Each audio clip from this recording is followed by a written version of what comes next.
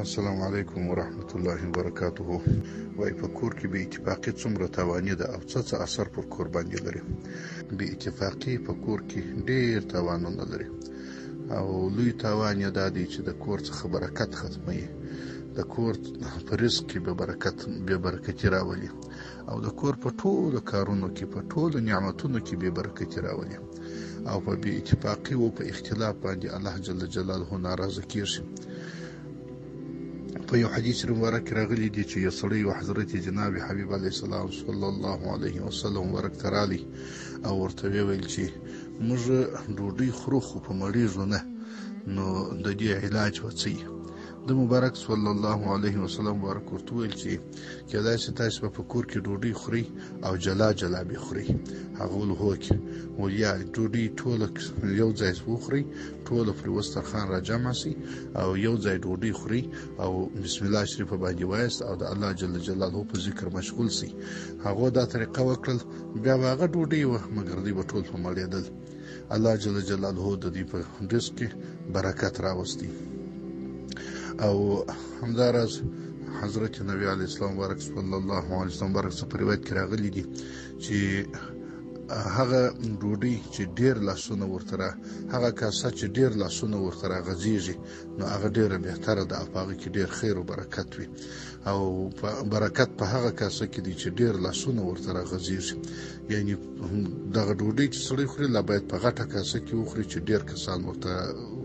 ډېر کسان لاسونه ورته راوغځوي. او داسې په حدیث مبارک راغلی دی چې په لمانځه کې په سب کې سړی ولاړی، دا سب چې مخته وشاتې په یو اتفاق باندې نه او څوک مخته ولاړی څوک شاته ولاړی، سب یې منظم نه وي، بې اتفاق یې، نو وایي د دې په زړونو کې اختلاف پیښیږي او د دې په زړونو به تفاوت سره پیدا کی، په زړونو کې بې اتفاقي راشي. نو د بې اتفاقي څخه په حدیث مبارک کې ډېره منع شوې ده. او بل یو وخت حضرت جناب حبیب علیه السلام صلی الله علیه وسلم برک راووتی او غوښتل یې چې خلکو ته زیری ورکړي او وخت وروښیي چې پلانکې شپه د شب قدر شپه ده. نو دوی مبارک چې راووتی هغه هلته یو دوه صحابه مبارکان وه، پر یو موضوع باندې سره اختلاف و او په یو موضوع کې د دې بحث و مباحثه وه او په یو موضوع کې د دې اوازونه سره لوړ سوي وه. نو هغه د لیلة القدر علم هغه پورته سو، هغه چې د غوښتل چې خلکو ته هغه د شب قدر شپه وښیي، هغه علم ایسته سو. یعنی دا معنا چې هغه بیا د مبارک صلی الله علیه وسلم خلکو ته نه وښول او بیا د خلکو ته دا وویل چې دغه د دوی د اختلاف په وجه باندې هغه شی ایسته سو. نو اختلاف ډیر بد شی دی په کور کې، سبب د بې برکتۍ، رزق بې برکته کوي او د انسانانو صحت ته ډیر تاوان کوي، د صحت په نعمت کې ډیر تفاوت راولي. او نور هم چې هر څه نعمتونه خدای تعالی و کورنۍ ته ورکړي دي، د اختلاف په وجه باندې او د بې اتفاقۍ په وجه باندې هغه نعمتونه ټوله بې برکته کیږي، برکت د مابینه څخه ځي. خو دا باید په یاد ولرو چې دغه بې اتفاقي چې راځي د دې اصلي سرچینه خشکه ده، چې په کور کې بعضې انسانان وي، بعضې مشران وي یا کشران وي، خشکه کوي، څوک پر دیني کارونو باندې، څوک پر دنیوي کارونو باندې، څوک پر بعضې شي باندې خشکه و جنجال کوي. دغه خشکه و جنجال باعث د اختلاف ګرځي، باعث د بې اتفاقي ګرځي. سړی باید خشکه ونه کړي، په کور کې باید سړی ډېره نرمه ګزاره وکړي، ډېر د محبت ګزاره وکړي او هیڅ قسم خشکه و جنجال په کور کې ونه کړي. یو څوک چې سړی را دعوتوي و یو دیني کار ته، د کور انسانان و یو دیني کار ته رابولي، په ډېره نرمي، په ډېره خوږه ژبه، په ډېره خوږه لهجه باندې، په ډېره مینه او محبت باندې باید د هغه چا سر وخلاص کړي. یو څوک چې مثلا په یو ګناه باندې اخته وي، باید په ډېره مینه، په ډېره محبت باندې د هغه سړي سر وخلاص کړي، د هغه ګناه تاوانونه وروښیي، د هغه د دنیا تاوان یې وروښیي، د آخرت نقصان یې وروښیي. پر هغه باندې چې خدای تعالی کوم عذابونه نازلوي هغه باید سړی ورته بیان کړي، په ډېره خوږه لهجه باندې باید سړی د هغه سر وخلاص کړي او هغه ته په زړه کې قناعت ورکړي چې دغه شی ګوره ډېر نقصان لري، ډېر تاوان لري، دا کار مه کوه. او که چیرې سړی په جنجال او په خشک ورته وایي نو په دې کار کې هیڅ نفع نشته. ولې سبا چې هغه ګناه پرېږدي یا هغه عبادت کوي نو ستا په خاطر بیا کوي، نو دا خو بیا ریاکاري سول. بیا چې هغه د عبادت کوي ستا په خاطر کوي نو دا خو د بنده په خاطر باندې هغه عبادت وکړي، او عبادت چې د بنده په خاطر وکړي دا ریا سول. دغه عبادت نو عبادت نشو، دا نو ګناه سول. نو د خشک اول تاوان دغه دی چې په خشک سره هیڅ وخت اصلاح نه راځي. که یو څوک ته مثلا کشران دي مجبور کی لمانځه ته په وهلو په خشک باندې ورته مجبور کی، نو هغه چې بیا د لمونځ کوي ستا په خاطر باندې بیا کوي، انو خو پر ریا باندې مشغول سو. او که سړی د هغه کشرانو سر وخلاص کی او شی په مینه محبت باندې پوکي د لمانځه ګټې او فایدې وروشي او په پرېښودلو کې هغه تاوانونه وروشي، نو بیا به هیڅ وخت هغه د عبادت ستا دپاره ونه کړي، هغه به بیا د الله جل جلاله د رضا دپاره هغه عبادت څخه بیا عبادت جوړ شي. او بل دا چې خشکه سړی په کور کې کوي غضب کوي نو هغه باعث د بغض ګرځي، بیا د نورو انسانانو د ده سره بغض پیدا کېږي، نفرت یې ځینې پیدا کېږي.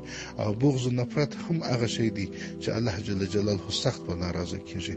او که سره د غضب او قهر خشکه دا د شیطان له طرفه ځي، شیطان سړی باعث کوي پر خشکه باندې پر غضب باندې. نرمي په هر کار کې بهتره ده. په یو روایت کې راغلی دی حضرت جناب حبیب علیه السلام صلی الله علیه وسلم بارک وای بسم الله الرحمن الرحیم ان الله رفیق يحب الرفق ويعطي على الرفق ما لا يعطي على العنف. وای خدای تعالی جل جلاله نرمي کوونکی دی او نرمي کول یې خوښ دی، او څوک چې نرمي کوي پر نرمي باندې هغه څه ثوابونه خدای تعالی ورکوي چې پر خشک او پر سختي باندې هغه څه ثواب نه ورکوي. او په یو روایت کې داسې راغلی دی وای حضرت نبی علیه السلام بارک صلی الله علیه وسلم بارک او بیبي عایشه رضی الله تعالی عنها ته وویل ګوره نرمي کوه، خامخا نرمي کوه، ځان د سختۍ څخه وساته، ځان د خشکې څخه وساته، د جنجال څخه ځان وساته، او د فحش ویلو بد الفاظ استعمالول د دې څخه ځان وساته.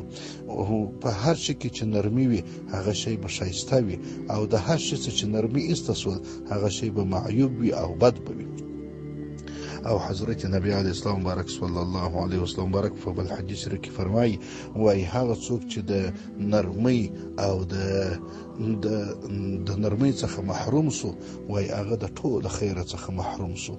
او نبی علیه السلام بارک صلی الله علیه وسلم بارک ول هغه په تاسو کې هغه څوک ماته ډیر محبوب دی د چا چې اخلاق شوي، څوک چې ډیر ښه اخلاق ولري، او د چا چې اخلاق ښه نه وي هغه ماته محبوب نه ګرځي. او په بل حدیث مبارک راغلی دی وای هغه چاته چې د نرمۍ او د مهربانۍ برخه ورکول سول هغه ته ګویا کې د دنیا او د آخرت برخې ورکول سول. او په بل حدیث مبارک راغلی دی وای هغه سړی چې فحش الفاظ وایي الله جل جلاله د هغه سره بغض لري او بد ځینې وړي. او په بل حدیث مبارک راغلی دی وای زه به تاسو ته خبر درکړم په هغه چا سره چې هغه اور باندې حرام وي او اور پر ده باندې حرام وي. هغه هغه سړی دی چې هغه ډیر نرم مزاج وي او ډیر اسانی کوونکی وي او ډیر اسانی راوستونکی وي. مسلمانان باید ډیر نرمي کوونکی وي او ډیر اسانی کوونکی وي.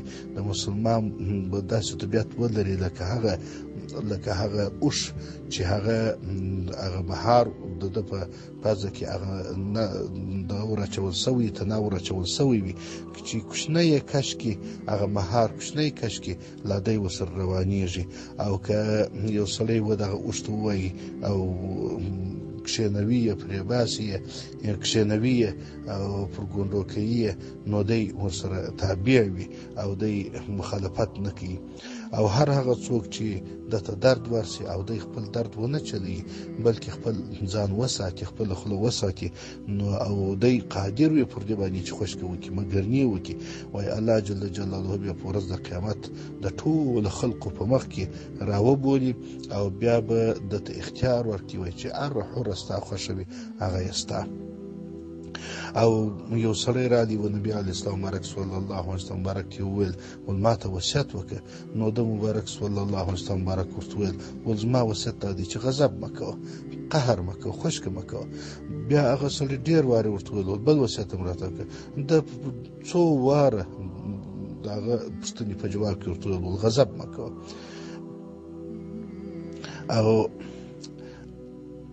او بل حدیث مبارک راغلی دی وایي که چیرې یوه ته درد ورغلی او په غضب سو او دی ولاړ و نو ژر دې کښېني، که ده ته څه غضب لاړې خو ښه شه او که نه بیا دې پرېږدي.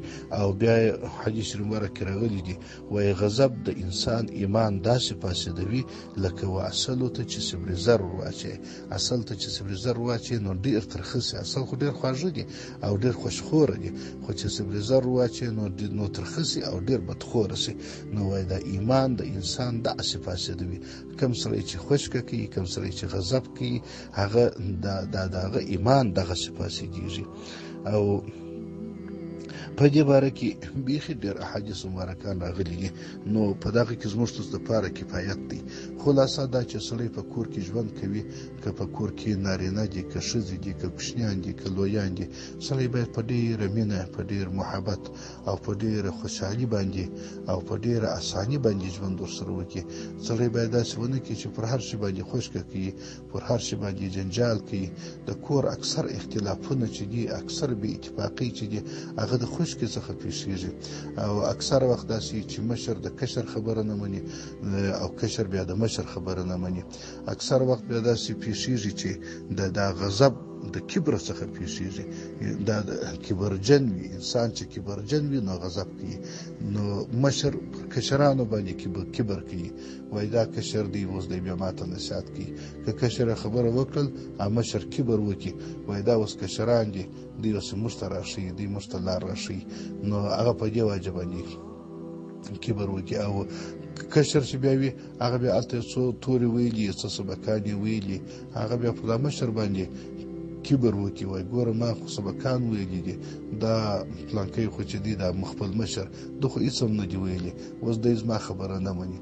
نو هغه هم کبر وکړي، هغه هم کبر وکړي. دغه کبر باعث د انسان د غضب د خشکې وګرځېږي. اسباب د غضب بیخي ډېر دي. خلاصه د خبرو دا ده چې انسان باید غضب ونه کړي، انسان باید خشکه ونه کړي. هر څه بې اتفاقي او بې اتفاقي او اختلافونه په کور کې تاسو تجربه کړئ، ویې ګورئ شاوخوا د نورو همسایګانو، د خپلو قریبانو، د دوستانو، د نورو خلکو حالات تاسې وګورئ چې په کومو کورو کې بې اتفاقي راغلې ده، هغه د غضب او د خشکې څخه راغلې ده. چې په کور کې یو مشر غضب کوي یا خشکه کوي یا کشران کوي، دغه د غضب او د خشکې څخه بس دغه فسادونه په کور کې پیښیږي، بې اتفاقي پیښیږي، اختلافونه پیښیږي. او بې اتفاقي او اختلاف چې پیښ شو، د کور رزق کمیږي. سړی ته به بیا ډېره ګټه را رواني، بیا به ډېرې پیسې سړي ته را رواني، مګر د سړي به نه بسیږي. او اکثر وخت به په کور کې مریضیانې موجودېږي، مشکلات به په کور کې پیښیږي. یو د بل څه بیا بغض وي، یو د بل څه سره بیا نفرت وي. حتی داسې انسانان شته چې ډېره خشکه کوي، خپل د کور انسانان په دې باندې خوشحاله چې دی د کوره وتلی، د کور په راتلو باندې دی نه خوشحاله. دی چې کور ته راځي هغو ته داسې زور غواړي لکه یو افت چې کور ته راځي. په کوم وخت کې چې دی د کور څخه وتلی، د کور انسانان یې خوشحاله. نو دا څونه لویه تکلیفي ژوند دی. انسان باید په کور کې داسې ژوند وکړي، دونه مهربانه وي چې دی و کور ته را روان وي، د کور انسانان باید ټول ورته خوشحاله او پر ټولو باندې لکه لمر چې راوخیږي باید د ده په راتلو دغونه خوشحاله او د ده په تلو باندې غمجن وي. دی باید پر خپلو کشرانو مهربانه وي او کشران باید د ده سره ډېره مینه او محبت ولري. بیا کشران هم د ده احترام کوي. اکثر وخت چې انسان خشکه کوي، بیا کشران د ده بې احترامي کوي. کشران که په ظاهره احترام ولري، خو په زړه کې احترام نه ورته لري. نو سرچینه د ټولو اختلافونو او سرچینه د ټولو بې اتفاقیو دغه غضب او خشکه ده. انسان باید خپل غضب او خشکه کنټرول کړي. دا کله کله شیطان د سړي په زړه کې واچي چې زه خو دا خشکه اوس پر دیني شیانو باندې کوم، دا غضب خو زه د الله تعالی د رضا دپاره کوم، مګر دا سهوه ده، دا غلطي ده. هغه وخت انسان د الله جل جلاله د پاره په غضب کیږي چې دی د خپل نفس اصلاح شوی وي، د خپل نفس پاکیزه ګرځېدلی وي. زموږ نفسونه خو پاکیزه نه دي، زموږ نفسونه خو اصلاح شوي نه دي. موږ دغه دعوه نشو کولی چې موږ دغه خوشکه چې د غضب چې مو دی دا لله دی، دغه دعوه موږ نشو کولی ځکه زموږ نفسونه پاکیزه نه دي. الله جل جلاله موږ ته د نرمۍ کولو توفیق راکړي چې په کور کې ښه د محبت ژوند وکړو او نرم ژوند وکړو او ښه په سهولت ژوند وکړو. بیا به مو په کور کې اتفاق راځي او په کور کې به مو اتحاد راځي، په کور کې به مو بې اتفاقي نه وي، په کور کې به مو اختلاف نه وي، رزق کې به مو الله برکت واچي، په صحت کې به مو الله برکت واچي، څه نعمتونه چې الله راکړي په هغو کې به نور الله تعالی ډېر برکتونه واچي.